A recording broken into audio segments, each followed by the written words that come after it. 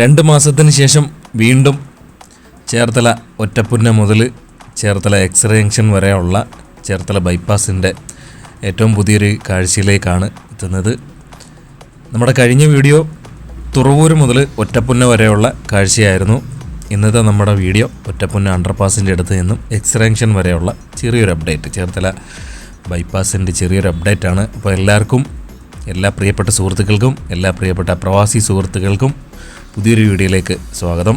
നേരം വെളുത്ത സമയത്ത് എടുത്തുകൊണ്ട് കുറച്ച് മഞ്ഞുണ്ട്. ആ ദിവസം തന്നെ നല്ല തണുപ്പുള്ള ദിവസമായിരുന്നു. ഇപ്പോൾ രാവിലെയാണ് എടുത്തത്. അപ്പോൾ മൊത്തത്തിൽ ഒരു പുക പോലുണ്ട്. നമ്മളിപ്പം ഒറ്റപ്പുന്ന അണ്ടർപാസ്സാണ് കാണുന്നത്. ഇടത്തോട്ട് പോകുന്ന റോഡ് ചേർത്തല ബസ് സ്റ്റാൻഡിലോട്ട് പോകുന്ന റോഡാണ്. നമ്മൾ കുറച്ചും കൂടെ മുമ്പോട്ട് വരുമ്പം ചേർത്തല റെയിൽവേ സ്റ്റേഷൻ വലത്തേ സൈഡിലായിട്ട് കാണാൻ പറ്റും. അപ്പം ചേർത്തലയിൽ നിന്നും എറണാകുളത്തോട്ട് പോകുന്ന റെയിൽവേ ലൈനാണ് വലത്തേ സൈഡിലായിട്ട് കാണുന്നത്. ഒറ്റ ലൈനേ ഉള്ളൂ. അതിഞ്ഞ് ഡബിളാക്കിക്കൊണ്ടിരിക്കുന്ന പരിപാടിയൊക്കെ ഒരു സൈഡിൽ നിന്ന് നടന്നുകൊണ്ടിരിക്കുകയാണ്.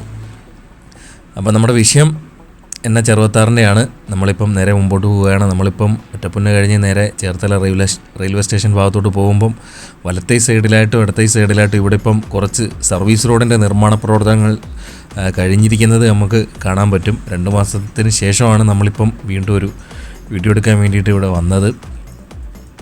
അപ്പോൾ കുറച്ചും കൂടെ മുമ്പോട്ട് എത്തുന്നതും വരെ ഇവിടെ വരെയാണ് വലത്തേ സൈഡിൽ സർവീസ് റോഡിൻ്റെ നിർമ്മാണ പ്രവർത്തനങ്ങൾ കഴിഞ്ഞിരിക്കുന്നത്. കഴിഞ്ഞെന്ന് പറഞ്ഞു കഴിഞ്ഞാൽ നടന്നുകൊണ്ടിരിക്കുന്നത്.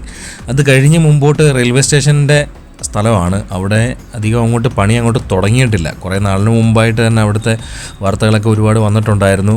റെയിൽവേയുടെ സ്ഥലം വാടകയ്ക്ക് കൊടുത്തിട്ട് NHAI അവിടെ സർവീസ് റോഡിൻ്റെ നിർമ്മാണ പ്രവർത്തനങ്ങൾ തുടങ്ങുമെന്നാണ് അറിയാൻ കഴിഞ്ഞത്. പക്ഷേ ഇതുവരെയായിട്ടും അതിൻ്റെ നിർമ്മാണ പ്രവർത്തനങ്ങളൊന്നും തുടങ്ങിയിട്ടില്ല. നമുക്കിപ്പം വലത്തേ സൈഡിൽ ഈ ഒരു ഫ്രിക്ഷൻ സ്ലാബൊക്കെ വെച്ചിരിക്കുന്നതിൻ്റെ വലത്തേ സൈഡിലായിട്ടാണ് സർവീസ് റോഡ് വരേണ്ടത്. ഫ്രിക്ഷൻ സ്ലാബ് വെച്ചിരിക്കുന്ന 3 വരിക്കായിട്ട് 6 വരിപ്പാതയിലെ 3 വരി കടന്നു പോകുന്ന സ്ഥലമാണ്.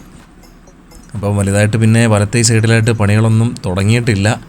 നമ്മൾ ഇച്ചിരിയും കൂടെ മുമ്പോട്ട് വരുമ്പം റെയിൽവേ സ്റ്റേഷൻ്റെ ഭാഗത്തായിട്ട് എത്തും. ഇടത്തേ സൈഡിലൊക്കെ ആയിട്ട് കുറച്ച് സർവീസ് റോഡിൻ്റെയൊക്കെ നിർമ്മാണം കഴിഞ്ഞിട്ടുണ്ട്. അത്യാവശ്യം കുറച്ച് പണി ഇവിടെ പുരോഗമിച്ച് കിടക്കുകയാണ്. ഇടത്തേ സൈഡിൽ ഇനി ഈ ഒരു ഗ്യാപ്പ് വരുന്ന ഭാഗത്തൊക്കെ സർവീസ് റോഡ് വരുന്ന ഭാഗത്തെയൊക്കെ പണികൾ കുറച്ച് നടക്കാനുണ്ട്. ഡ്രൈനേജിൻ്റെയൊക്കെ പണി കുറച്ചൊക്കെ പുരോഗമിച്ച് കഴിഞ്ഞിട്ടുണ്ട്.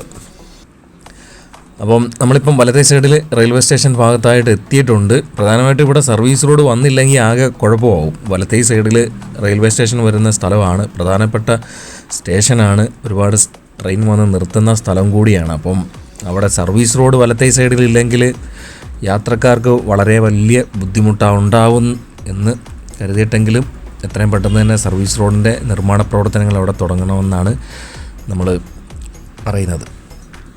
ഇനി നമ്മൾ നേരെ അർത്തുങ്കൽ ബൈപ്പാസ് റോഡ് കടന്നു പോകുന്ന ഭാഗത്തായിട്ടാണ് പോകുന്നത്. അവിടെയാണ് പിന്നെ ഒരു അണ്ടർപാസിൻ്റെ നിർമ്മാണ പ്രവർത്തനങ്ങൾ പുരോഗമിച്ചുകൊണ്ടിരിക്കുന്നത്. അപ്പം റെയിൽവേ സ്റ്റേഷൻ ഭാഗം കഴിഞ്ഞ് പിന്നെ നമ്മൾ നേരെ മുമ്പോട്ട് പോകുമ്പം ഇവിടെ ഇടതുഭാഗത്തായിട്ട് തന്നെ ഡ്രൈനേജിൻ്റെ പണിയും സർവീസ് റോഡിൻ്റെ നിർമ്മാണ പ്രവർത്തനങ്ങളും പിന്നെ പകുതിയോളം 6 വരിപ്പാതയുടെ നിർമ്മാണ പ്രവർത്തനങ്ങളുമാണ്. ഇടത്തേ സൈഡിലായിട്ടാണ് 3 വരിക്കായിട്ട് കുറച്ച് നിർമ്മാണ പ്രവർത്തനങ്ങൾ, കുറച്ച് ദൂരം വരെ അതിൻ്റെ ഒരു നിർമ്മാണ പ്രവർത്തനങ്ങൾ ഈ ഒരു ഭാഗത്തായിട്ട് കഴിഞ്ഞിട്ടുള്ളൂ. പിന്നെ നമ്മൾ നേരെ മുമ്പോട്ട് ഇവിടുന്ന് പിന്നെ നേരെ മുമ്പോട്ട് പിന്നെ 2 സൈഡിലും ചെറിയ ആറിവാൾ ബ്ലോക്ക് ഉയർത്തി മണ്ണിട്ട് ഫില്ല് ചെയ്ത് വരേണ്ട പണിയാണ് നടക്കേണ്ടത്. അപ്പം ഇടത്തേ സൈഡിലായിട്ട് സർവീസ് റോഡിൻ്റെ നിർമ്മാണ പ്രവർത്തനങ്ങൾ ഇവിടെ കുറച്ച് പുരോഗമിച്ചിട്ടുണ്ട്. നമ്മൾ നേരെ മുമ്പോട്ട് വരുമ്പം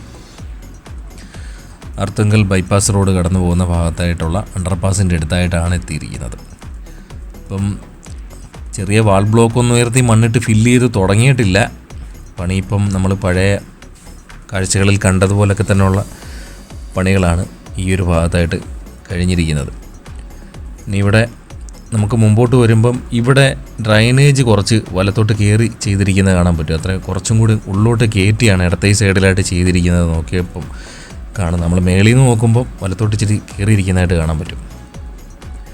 നേരെ മുമ്പോട്ട് പോവുകയാണ്. നേരെ ഇനി നമ്മൾ ഹിൽ ടോപ്പ് ഹോട്ടൽ വരുന്ന ഭാഗത്തേക്കാണ് പോകുന്നത്. അപ്പോൾ ഇവിടെയും നമ്മൾ മുമ്പോട്ട് വരുമ്പം ഇടത്തേ സൈഡിലായിട്ട് കുറച്ച് സർവീസ് റോഡിൻ്റെ നിർമ്മാണ പ്രവർത്തനങ്ങൾ കുറച്ച് കഴിഞ്ഞിട്ടുണ്ട്.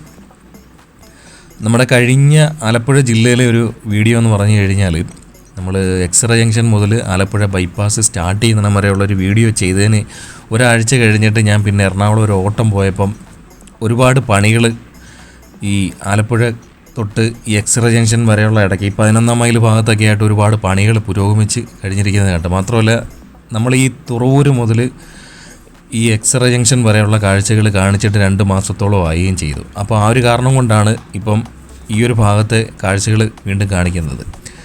മാത്രമല്ല തിരിച്ചു പോയപ്പം എക്സ്റേ ജംഗ്ഷൻ മുതലുള്ള ആലപ്പുഴ ബൈപ്പാസിൻ്റെ വീഡിയോ എടുത്തിട്ടുണ്ട്. ഈ വീഡിയോ കഴിഞ്ഞ് ഉടൻ തന്നെ നമ്മുടെ ആ ഒരു വീഡിയോ എൻ്റെ പുറകിന് വരുന്നതായിരിക്കും.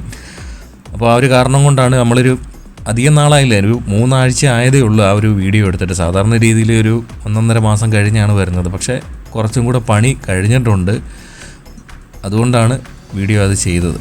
നമ്മൾ കണ്ട ഈ ഒരു ഭാഗത്തൊക്കെ ഒരുപാട് പണികളിപ്പം നടന്നു കഴിഞ്ഞിട്ടുണ്ട്. സർവീസ് റോഡിൻ്റെയൊക്കെ നിർമ്മാണം ഇപ്പോൾ കഴിഞ്ഞു പോയ ഭാഗത്ത് പറഞ്ഞുകൊണ്ടിരുന്ന സമയത്ത് കുറച്ച് സ്ഥലം കഴിഞ്ഞു പോയി. ആ ഒരു ഭാഗത്തൊക്കെ കുറച്ച് പണി പുരോഗമിച്ചിട്ടുണ്ട്.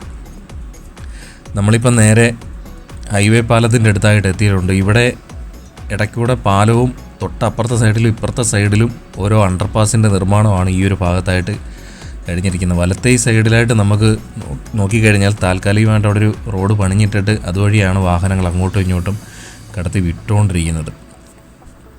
ഇവിടെ ഇപ്പോൾ ഈ ഒരു വലിയ പാലവും ഇതിനോട് ചേർന്ന് തന്നെ 2 അണ്ടർപാസുമാണ്. തൊട്ടപ്പുറത്തും ഒന്നിപ്പുറത്തുമായിട്ട് ഒരു അണ്ടർപാസുമാണ് ഈ ഒരു ഹൈവേ പാലത്തിൻ്റെ അടുത്തായിട്ടുള്ളത്. അപ്പോൾ അത് കഴിഞ്ഞിട്ട് പിന്നെ നമ്മൾ നേരെ ഇനി ചേർത്തല പോലീസ് സ്റ്റേഷൻ വരുന്ന ഭാഗത്തേക്കാണ് പോകുന്നത്. ഇവിടെ ഇനി ഈ അപ്രോച്ച് റോഡിന് വേണ്ടിയിട്ടുള്ള നിർമ്മാണ പ്രവർത്തനങ്ങളാണ് ഇനി നടക്കാനുള്ളത്. മാത്രമല്ല ഇനി ഇവിടെ 2 സൈഡിലും സർവീസ് റോഡിൻ്റെ നിർമ്മാണ പ്രവർത്തനങ്ങൾ നടക്കാനുണ്ട്. അതിന് വേണ്ടിയിട്ട് പണി ഇതുവരെയായിട്ടും തുടങ്ങിയിട്ടില്ല. അപ്രോച്ച് റോഡിന് വേണ്ടിയിട്ടുള്ള ചെറിയ ആറിവാൾ ബ്ലോക്ക് ഈ ഒരു ഭാഗത്തായിട്ട് കുറേ കൂടി കൊണ്ടുവന്ന് ഇറക്കി വെച്ചിട്ടുണ്ട്. നമ്മളിപ്പോൾ പോലീസ് സ്റ്റേഷൻ ഭാഗം കഴിഞ്ഞ് നേരെ മുമ്പോട്ട് പോവുകയാണ്. കുറച്ചുകൂടെ മുമ്പോട്ട് വരുമ്പം നമ്മൾ എക്സ്റേ ജംഗ്ഷൻ എത്തും. എക്സ്റേ ജംഗ്ഷൻ മുതൽ ആലപ്പുഴ ബൈപ്പാസിൻ്റെ അടുത്ത് വരെയുള്ള ഒരു വീഡിയോ ആയിരിക്കും അടുത്ത് നമ്മുടെ വരുന്നത്. അങ്ങനെ നമ്മൾ നേരെ എക്സ്റേ ജംഗ്ഷൻ ഭാഗത്തായിട്ട് എത്തിയിട്ടുണ്ട്. അവിടെ ഒരു തൂണുകളുടെ മുകളിലായിട്ടുള്ള അണ്ടർപാസിൻ്റെ നിർമ്മാണ പ്രവർത്തനങ്ങൾ കഴിഞ്ഞ് കിടക്കുകയാണ്. ഇനി അപ്രോച്ച് റോഡിൻ്റെ നിർമ്മാണ പ്രവർത്തനങ്ങളാണ് പുരോഗമിക്കാനുള്ളത്. ഇനി വേണ്ടത് നിങ്ങളുടെ ലൈക്കും ഹൈപ്പുമാണ്. ലൈക്ക് അടിച്ചാൽ ഉടൻ തന്നെ ഹൈപ്പെന്നും പറഞ്ഞുകൊണ്ട് കാണിക്കും. അതിനകത്തൂടെ പിടിച്ച് ഞെക്കിയാലേ നമ്മുടെ വീഡിയോ മറ്റുള്ളവരിലേക്ക് കൂടുതലായിട്ട് എത്തത്തുള്ളൂ. അപ്പം നിങ്ങളുടെ സപ്പോർട്ടിന് വേണ്ടി കാത്തിരിക്കുകയാണ്. അപ്പോൾ ഇതാണ് നമ്മുടെ ചേർത്തല ഒറ്റപ്പുന്ന മുതൽ ചേർത്തല എക്സ്റേ ജംഗ്ഷൻ വരെയുള്ള കാഴ്ചകൾ. പുതിയൊരു വീഡിയോയുമായി വീണ്ടും എത്തും, ഉടനെ എത്തും, കാത്തിരിക്കുക. തിരുവനന്തപുരം മറന്നിട്ടില്ല. തിരുവനന്തപുരത്തെ വീഡിയോയും ഇതിൻ്റെ പുറകെ ഉണ്ടായിരിക്കുന്നതായിരിക്കും.